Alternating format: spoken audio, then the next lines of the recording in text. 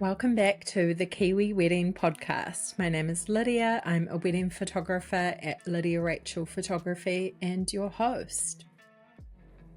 Hello. Today I'm bringing you a bonus episode. You have just got me, which is hopefully not going to be too uncomfortable. I'm so used to chatting to people and having all these incredible conversations. So definitely feels a bit weird to just be talking to myself. But you guys have submitted a bunch of different questions, which I'm going to answer and hopefully not yap on too long, but I've broken them into a few different categories. I've tried to organize them, so hopefully this makes sense, but we might be jumping all over the show. We'll just see what happens. So you're going to hear a bit of behind the scenes about the podcast, advice from a wedding vendor. I'm a photographer, if you didn't already know. And yeah, hopefully this is helpful and you can get something out of it. We have just celebrated 100 episodes of the podcast, which is crazy. As I said in the 100th episode, I started this podcast in August of 2023. So it's nearly been 2 years. And yeah, it's just been incredible to see it grow, have all these amazing conversations, hear your guys' feedback, how much it's helped you, and that it's kind of given you a behind the scenes look at the wedding industry. And yeah, just being able to hear people's firsthand experience of going through that season themselves. So let's get right into it, answering some of your questions. First up was a really simple one. Why did you start the podcast? I started the podcast, as I said, in 2023. I saw kind of a gap in wedding content, I guess you'd say, especially in New Zealand. There are other podcasts like mine around the world I'd listened to, ones from Australia and the UK, and they had lots of amazing, great advice. But I feel like New Zealand weddings are different, even to Australia. And yeah, just speaking to people that are getting married here at our venues, with our vendors, with our budgets, all of that. There's so much inspiration out there, but there wasn't a lot reflecting Aotearoa specifically and the way that we do things here. So yeah, I wanted to create that space and hopefully have been able to do that, where it felt really supportive, fun, sharing those real stories, as I said. And yeah, where engaged couples could get really practical advice, behind the scenes insights, and feel less stressed about planning their wedding. As a wedding photographer, I also loved the idea of celebrating and connecting with other talented vendors across New Zealand. And yeah, I just love building community, bringing people together, and all these incredible conversations that I get to have. So hopefully that answers a bit of my why, just yeah, building this community, connecting with people. And obviously it's aligned being a wedding photographer myself, and I just live and breathe weddings and I absolutely love that. Okay, next question. How do you choose your guests and who gets to come on the podcast? Great question, and I get this one a lot. I don't really have a set process as such about how I find people or who I get on. I follow a lot of different people on social media, lots of vendors and just people I know that are getting married, and I'm always looking for different types of weddings to feature. It's hard to explain really. I guess it's a gut feeling, someone that has a bit of a story and has done something unique. I really just want to showcase all different types of Kiwi weddings. So different venues, different budgets. Yeah, people that have done something kind of out of the norm. People that you guys want to hear from. I don't want to make every single episode like a influencer or a famous person. Those ones do get a lot of listens just from the fact that they have a big audience usually, and people love hearing everything about their lives. So it's super fun having those chats, but it really doesn't matter how many followers you have. I just love genuine conversations. And yeah, it's just a bit of a gut feeling, I guess, about what the audience will want to hear, and also vendors that have a really interesting or helpful perspective too. I love to hear from all of you. And if you didn't know already, if you go on our Instagram, LinkedIn bio, there is a Google form which you can submit your wedding if you'd love to come on as a guest. And unfortunately, I can't take everyone. Like I say, it might have been, I've just had a couple of weddings at that same venue or someone with kind of a similar story. So don't be offended if you don't hear back from me. But yeah, I'd love for you to submit there if you're keen. I remember getting a DM once from someone that said, "Oh, I just feel so overwhelmed because everyone that comes on your podcast just says how organized they were and how easy it was for them." And I love sharing those stories because I think no matter who you are and whether you're, that A-type personality or not, you can still have a stress-free wedding experience. And yes, some of that does come down to being organized. And yeah, we've talked a lot about this throughout the podcast episodes. But yeah, I do want to share the hard, gritty stories where something went wrong or they really struggled with something.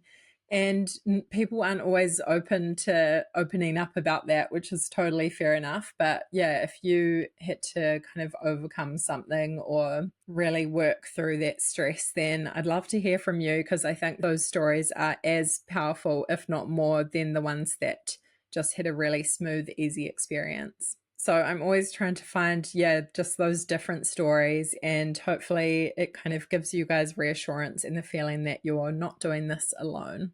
All right, next question. Do you make money from the podcast? Such a good question, and I do get asked this. So yes, I have made a little bit. I've had some amazing sponsors along the way, which you would have heard in episodes when there is a little ad. And I'm super grateful to those of you that go and support those brands or use the discount code or whatever they have provided. And yeah, always open to more sponsorship opportunities. I definitely could work a bit harder with kind of reaching out to people and doing that. So that's on my long to-do list. But yeah, to be honest, it's not a big money maker at this stage. It's definitely not something I rely on for income. It's more of a passion project that supports my photography business and yeah, just building community, connecting with people in the wedding space. I'm not in it for the money, but of course it is a lot of hard work and so nice to see a bit of reward. So definitely something I want to monetize a bit more in the future. I have big dreams for the podcast. It's not going anywhere soon. I'd love to bring on more aligned sponsors in the future and brands that are really going to actually help you guys. So if you are a vendor or business listening, feel free to reach out. I've got a little media kit I can send you and some really reasonable rates. Love to chat. I also had the in-person event last year, which I will chat about a bit more what's coming up soon. And that was so much fun. Events are not hugely profitable, but I think just as I say, that community building and the sort of brand awareness, I guess, is totally worth it. And yeah, I just love meeting some of you in real life and chatting about that season that you're going through. So yeah, lots of ideas for the future and watch this space. Next question, can we hear about your wedding? Hopefully one day. I'm not actually married, so I don't know if everyone knows this. I mean, if you know me personally, you know that I'm in my single gal era. So if you have a nice brother or cousin, no, just joking. But yeah, the dating is rough out there, guys. It's not something I am trying to intentionally hide, but yeah, I guess you do kind of question oh, I'm having all these conversations and I'm quite, vocal speaking about weddings and living and breathing them, and haven't gone through that experience personally myself yet. Love to one day. We'll see what happens. Hopefully down the track I'll get to share that story with you guys one day. That would be so fun. And obviously I have so much advice and inspiration from not only this podcast, but working in the industry for over a decade and photographing hundreds of weddings. And yeah, I've been asked before, oh, does it make you sad going to so many weddings and, you don't have that for yourself? Is it depressing? And I actually wrote a blog about this years ago on being single in the wedding industry, which maybe I'll link that in the show notes. It's been a long time, but probably still the same sentiment. No, it doesn't make me feel depressed. I love, and I love celebrating with all of you. I love seeing my friends on their journeys and also being able to photograph lots of them as well, and my clients. It makes me happy. There's such fun days to be a part of celebrating. I know of some photographers or wedding vendors that have been, navigating a divorce while they're photographing weddings or, deeply involved in that day. And I can imagine that would be really tough depending how their relationship ended and just navigating that. I'm, content being single at the moment. I do hope for love in my life one day, but I'm not crying myself to sleep about it. Everyone has those lonely moments, of course. And yeah, without going into my full dating history or anything, I could definitely make more of an effort in that area. Life is busy, business is busy, all the excuses. But yeah, hopefully one day I'll be able to share that with you guys. You'll be the first to know, okay? Okay, next question. Hey Lydia, how did you get into wedding photography and what would you say is your style? Great question. So I'll give you a bit of an overview of my kind of background. I fell in love with photography, I'd say, in high school when I took it as a subject.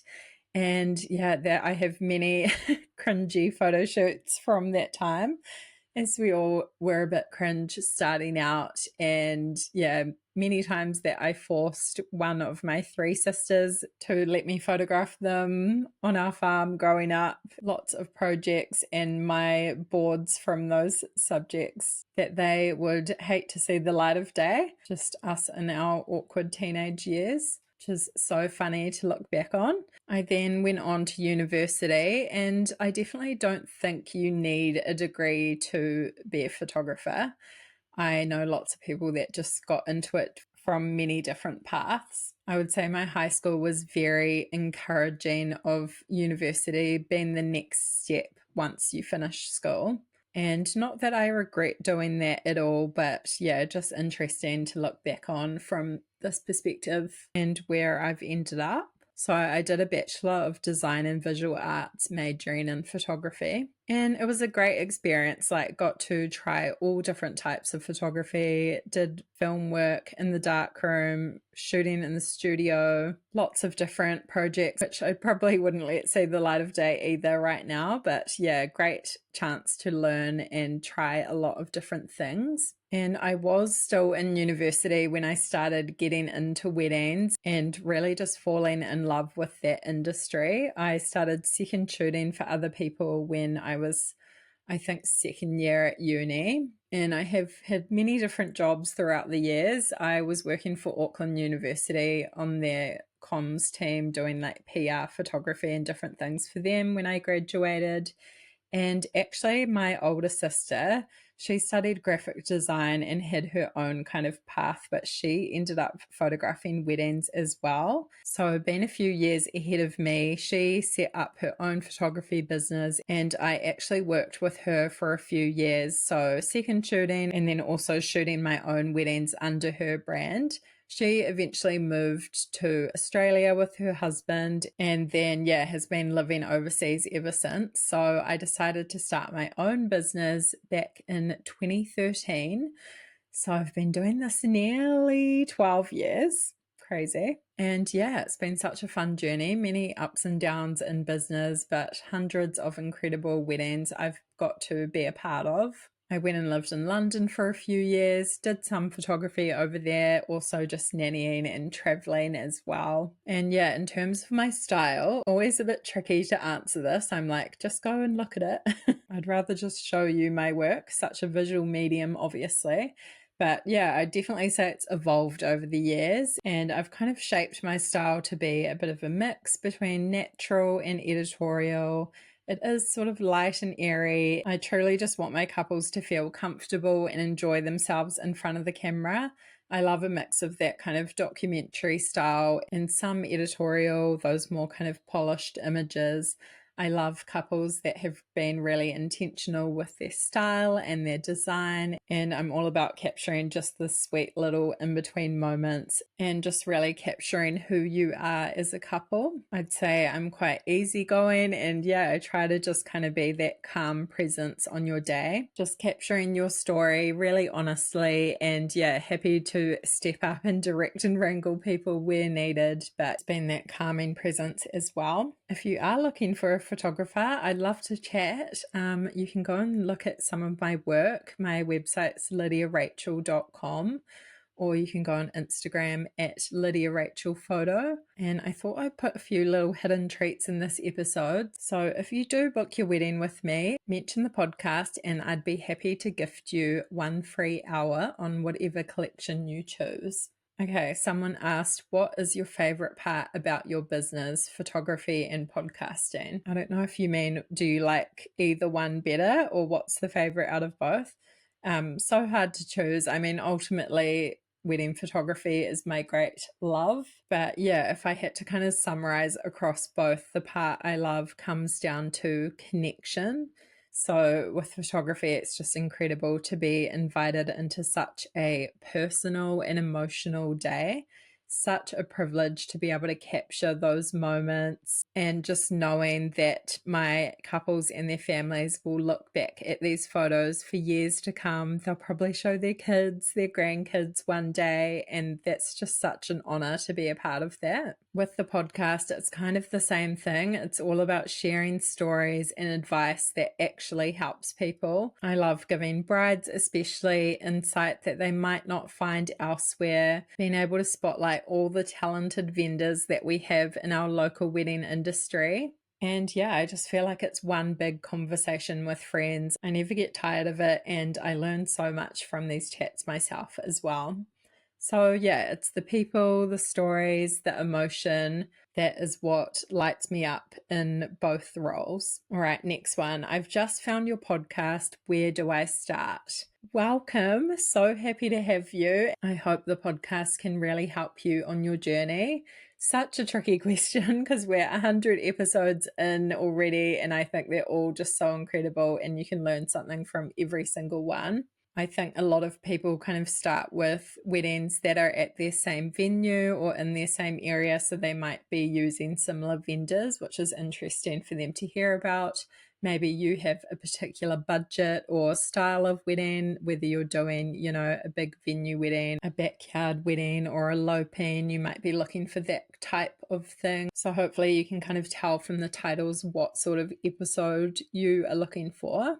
Oh, I really can't choose favorites. It's so hard, but I thought I would give you a few random episodes, some of them a bit older that you might not have listened to, and they might not necessarily be someone super popular online that their weddings everywhere. But yeah, I think there are certain episodes that just stick in my mind, whether it's the advice they gave or something they had to overcome, or just like a really touching story, I guess. So to rattle off a few, I really loved episode 23 with Charlotte. She talked all about her wedding, and she previously used to be a wedding photographer. So just both perspectives, and I just felt she had some really valuable advice. Another one is episode 10 with Kate, a Christchurch bride. Her and her husband navigated a cancer diagnosis, and yeah, that's just a love story I think about that is so incredible to hear about overcoming that, and yeah, just celebrating their love. Episode 39 with Gabby Houghton. Gabby's been a friend of mine for years, and if you haven't heard of her, she is an incredible makeup artist, one of the best in the country, I would say. So we chat about that and her wedding. This episode has had a lot of listens and very helpful, loads of good advice. Episode 37 with Hannah Duda, another bride/vendor episode. She also has a really interesting background in financial advice. So if you are struggling with your budget, really good one to listen to. And she also had a budgeting template linked in the show notes, so go and have a look at that one. Episode 47 with Olivia, really digging into the mental health side of things around weddings, how to navigate the stress, the family dynamics, all of that. Super helpful one. Okay, and one more that I still think about. episode 24 with Siobhan. They got married the weekend of the Auckland floods. Their wedding venue cancelled on them on the day. Just dealing with a situation totally out of their control and just the grief and loss of expectations around this. There was tears in this episode, and yeah, it was a lot to process, but just a really powerful story for people and incredible perspective, I think. So those are just a few episodes, but honestly, there's so many good ones, so hard to choose. Next question, are you going to do another in-person event? Yes. I'm in the process of confirming a venue for Auckland, which is looking to be August. Hopefully all going well. I'll be telling you more very, very soon. I'm also looking to partner with a bunch of amazing wedding vendors and brands for the setup and goodie bags of this event. So if that is you listening, feel free to reach out. I also really want to do a South Island one, hopefully Christchurch. Nothing set in stone yet. I honestly feel like this year is flying by and we're going to be back into wedding season before I know it. So any Christchurch people that want to reach out to me and chat about that, I'd love to make it happen. And that's all I can say for now. Watch this space. Okay, who is coming up as a guest on the podcast? Ooh, some behind the scenes tea. As I say, love having these chats. I probably say yes way too much, but I have so many episodes backed up and recorded at the moment, which I'd love to just put them all out there. But yeah, that is a bit of work editing and getting them all ready. So one a week it is. Who can I tell you? Okay, I'll give you a little sneak peek if you're listening to this episode of a few people that you may know from the industry or social media that will be coming on soon. I have Jack and Lauren from LVR Bridal. Absolutely love their work. Beautiful dresses, especially for that really fashion forward bride. Beautiful separates pieces as well. If you think those kind of corset style tops, silk skirts, really beautiful. Excited to share that chat. Georgette, I'm having on soon. You may know her from Instagram or TikTok. Color analysis queen. Such a good chat. Can't wait to share that one. I have Abby from Wildly Madly Deeply coming on. She recently got married and is also a vendor, wedding planning, florals, all of that. I have Liv Clark coming on. Liv and Leighton got married at the Tree Church. You may follow them online also. I'm chatting to Ainsley from Floral Centric, incredible florist, and recently married down in Otago, had the most beautiful wedding. And many, many more. Okay, that's just a few coming up. And tell me who you want to hear from. I have some really other exciting ones booked in, but I won't tell you until the records are done. I'll keep some things a surprise, and yeah, just keep listening. So much goodness to come. Oh my gosh, this is going to be a long episode. Okay, I'll try and fire through some of these. More photographer sort of questions. As a photographer, what are the things that don't matter beyond the obvious party favor? Ooh, I feel like so many people are like, no one looks at the details, no one cares. And yeah, that's true to an extent, but I love when people are kind of thoughtful about that. I do notice that, and I know some people do.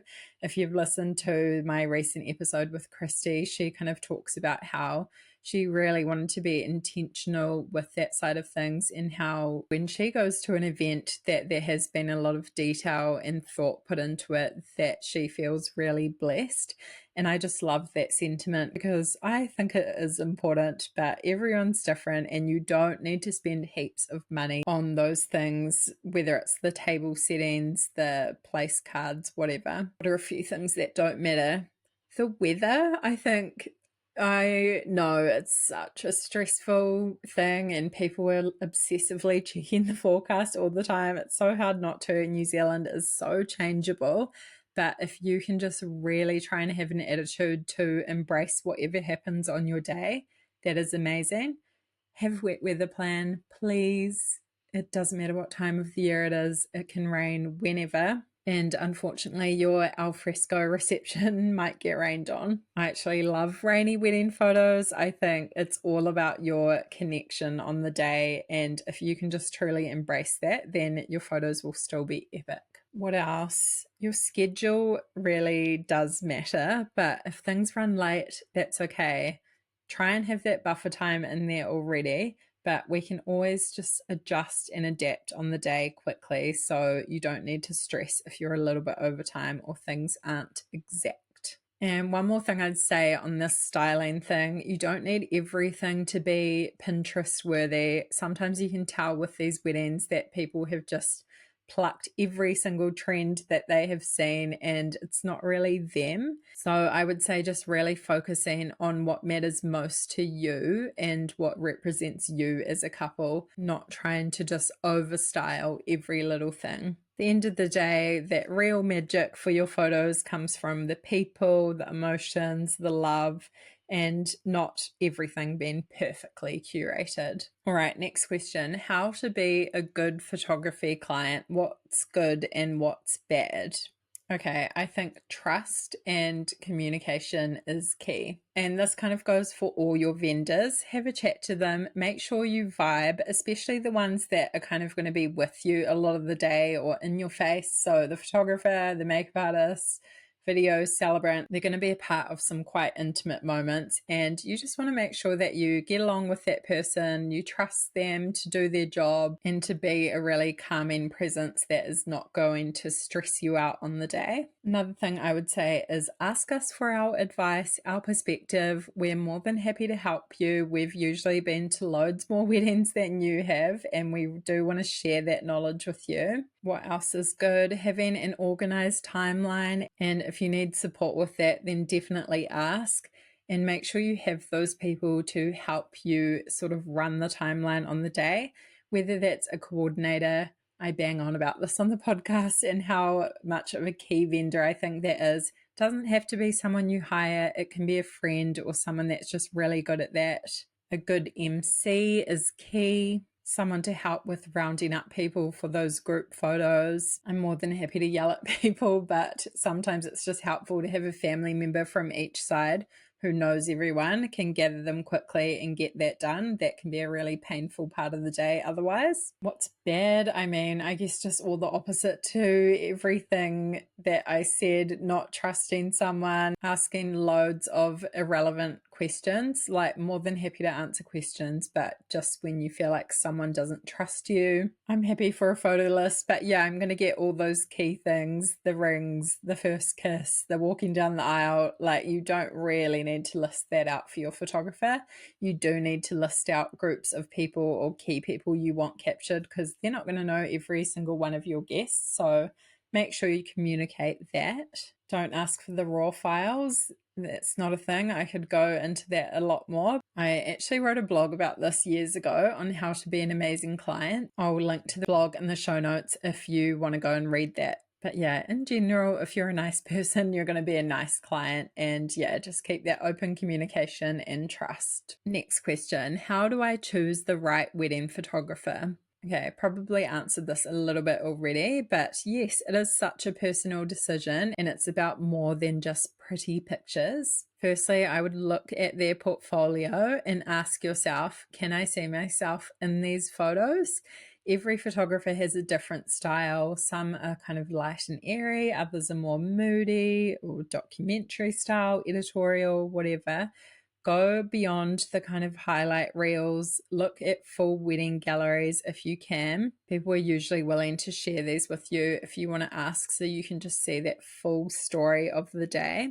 Then, as mentioned, I would think about vibe and personality. You'll be spending a lot of time with them on the day, often more than anyone else. So it's super important that you feel comfortable, relaxed, and like you can just be your real self around them. Don't be afraid to jump on a call or meet in person before booking. That is totally worth it. Look at their experience or ask about it. Have they shot kind of similar weddings to yours? Can they handle any sort of weather situation? A good photographer, like, we're not your wedding planner, but I think a good photographer will kind of help with the timeline suggestions, location planning, and making sure the whole day flows well. Read reviews, see what past couples say about working with them. There's nothing better than that first-hand experience. Throughout my years in the industry and doing this podcast, I have heard some horror stories, which is heartbreaking, but often shows up in those reviews. So do your research. Ultimately, go with someone whose work you love and energy you trust. The right photographer will feel like a natural fit, not just another vendor to tick off. Next question, catering suggestions or options that aren't going to break the bank. And there was another kind of similar question, finding vendors that will cater for an intimate wedding. So some people have a minimum spend or minimum guest count, I guess, with that. Obviously, there's some incredible catering companies that do weddings out there. I've worked with many of them and eaten their delicious food as well. There are different options though. You don't have to go with a specific wedding caterer. Think outside the box. You could get a private chef that's happy to do a smaller amount of people.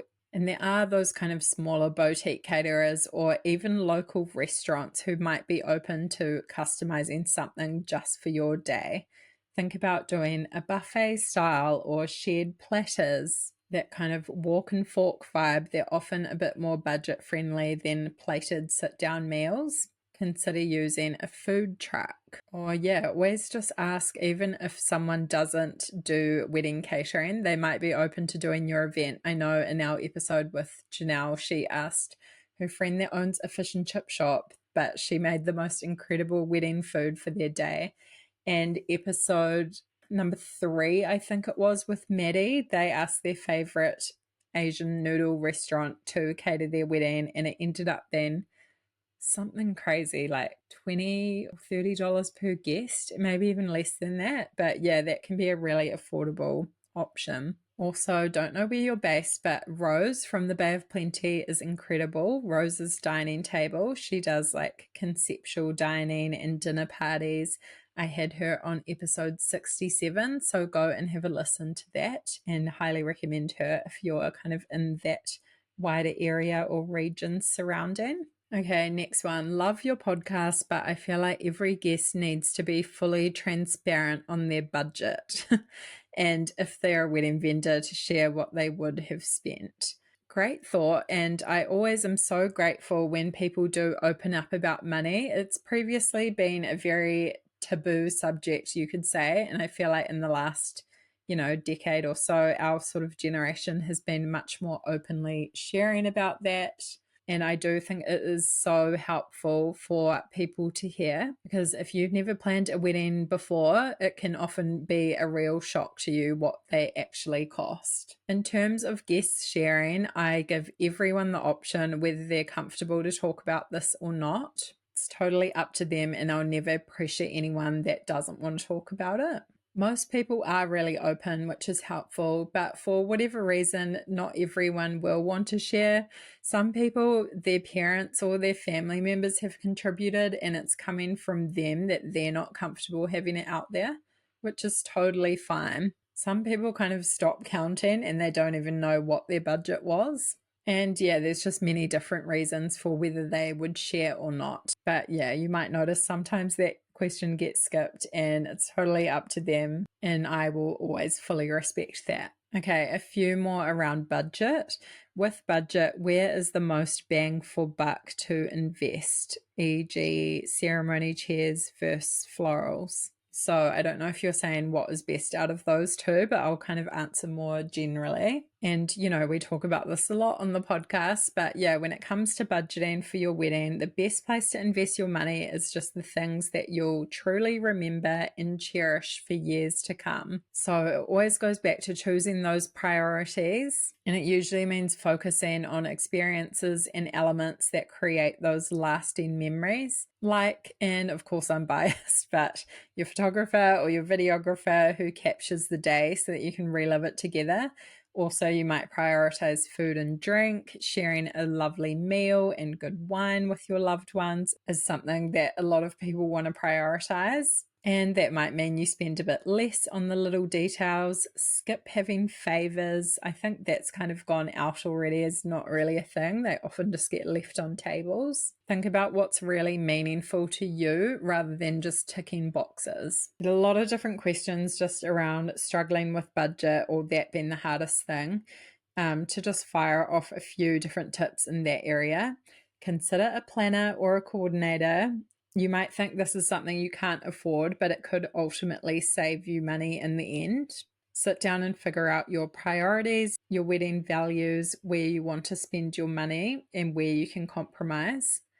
The guest list. The guest list is one of the biggest factors when it comes to your wedding budget that controls how much you're going to spend.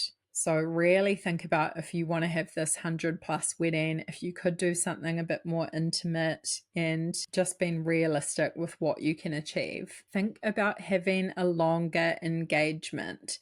If you really need that time and lead up to save, then do it. You're going to be able to save more money over more time, obviously, and just really sitting down and realistically thinking, how much can we save? Do we want to spend? And do we need more time to achieve what we want to achieve? Your venue choice is a huge one, whether it's kind of an all-inclusive thing, you have to hire everything in. Is it a BYO? All those different factors, massive impact on budget. Food and drinks, we've already kind of talked about this, how it's a huge expense, and yeah, how you can be savvy with that. Styling and florals, being realistic with your time and how much DIY you can do, but also your budget. Think about repurposing florals from the ceremony to the reception. Think about buying secondhand or renting. And I could go into every different area of a wedding and things you could do to save. But yeah, let me know if you have any other questions about particular vendors or parts of the day. Also, just make sure you're having that clear communication with all your vendors. Read your contracts so you don't have kind of hidden surprises or costs that pop up like delivery fees, overtime charges, corkage, cake cutting fees. There are some things that can sneak up unexpectedly, so make sure you are across everything. And a couple of quick episode recommendations. I already mentioned episode 37 with Hannah. Really great chat around budget and also that template you can grab. Episode 95 with Steph, we had a good chat around this as well. She's a wedding vendor and an accountant, and she also kindly linked to a template she made in the show notes of that one. I get asked a lot to share more lower budget weddings, which there are a bunch of episodes where they spent around that kind of 10 to 20k mark, or just had really great advice on how to save money. So to rattle off a few of those, episode 100 with Christy, episode 98 with Janelle, 86 with Maya, 8 with Hannah, 3 with Maddie, 6 with Amelia, 22 with Gennady, and 28 with Kenna. I'm sure there's a few more I could mention, but yeah, if you're looking for that kind of cost-saving, lower budget weddings and what that could look like, those are great ones to listen to. Okay, another point that was one of the hardest things you're struggling with, navigating family and all the opinions and people that come out of the woodwork around weddings. This is so tough and such a shame when you have those people in your lives that kind of just make it a bit punishing for you. We chatted a little bit about this in my recent episode with Julia from Dream Events. And yeah, I would say kind of having that coordinator or planner as a buffer can be a great option. Also, just having really open communication from the get-go. This can be really tricky if you have family members contributing financially to your day, and just be really open with what does that mean? Does this gift come with conditions? We talked a lot about this in episode 47 with Olivia, all around mental health and well-being while wedding planning, for some great tips. Okay, another quick one, things you were struggling with, decisions, content overwhelm, and procrastination, where to start. Social media can be really overwhelming and your algorithm kind of just takes over with all the wedding content during this season. Try not to fall into that comparison trap of looking at all these weddings online. Be realistic with what you're consuming, especially on Pinterest, and a lot of those kind of featured weddings, especially from, Europe and America, they are multi-six-figure wedding budgets, and it might not necessarily be achievable on whatever budget you have. You might be able to do it and pop off to you, but yeah, just try and be realistic. Maybe you need to hone in more on looking at local vendors, local weddings, what people have done at your wedding venue. And I loved Greta's advice. She was on episode 73. She is the editor of Together Journal. And I remember she mentioned just choosing a few sources of inspiration. So, that might be Together Journal and the anti-bride or whatever is your favorite kind of wedding blog or Instagram content source. The Kiwi Wedding podcast, of course, but just choose a few to focus on and don't get overwhelmed with every single thing that's out there. Okay, a couple more. How can I make my wedding feel personal and like us? So we mentioned this a bit about sitting down and figuring out your priorities, but I think also within that, just thinking about what is meaningful to you, not just what is beautiful or on trend, but what actually represents you as a couple. So first think about your relationship. What are the little things that make it unique? Is it that you love to travel together and you've been to all these special places together? Is it your go-to date night takeaway? A song that always makes you dance in the kitchen? Start there. Think about those little things. Maybe you just start being a bit more observant. And I love that Janelle talked about this in her episode when writing your vows about just observing your life together, starting a little note in your notes app and just jotting down those things that you love about each other or that makes you you. And then all those details can show up in so many ways on your day, whether that's in your vows, in your ceremony music, the way your tables are named, the drinks you serve, even what you wear. And just going back to that, it doesn't have to be that over the top or that Pinterest perfect. Sometimes it's just as simple as writing your own vows, having a family member do a reading, or choosing a ceremony location that means something to you. I always say, ask yourselves, would we do this if there was no pressure to impress anyone? Think about that. If this was never photographed or on social media or whatever, would you still do it? That question often brings you back to what really matters. Also, again, work with vendors who really get you. The best planners, photographers, florists, they'll help pull those personal details through in ways that still feel cohesive and beautiful. And lastly, just be present. The more relaxed and yourself you are on the day, the more your wedding will feel, even without all the styling in the world. Next question, how do I lean into wedding planning and enjoy it rather than getting stressed and overwhelmed? I love this. I think really taking your time and romanticizing this season, like you're only engaged once, hopefully. So if you can just kind of lean in and enjoy the process, that is the best advice. I remember chatting to Tash on episode 61. It's a great one to go back and listen to.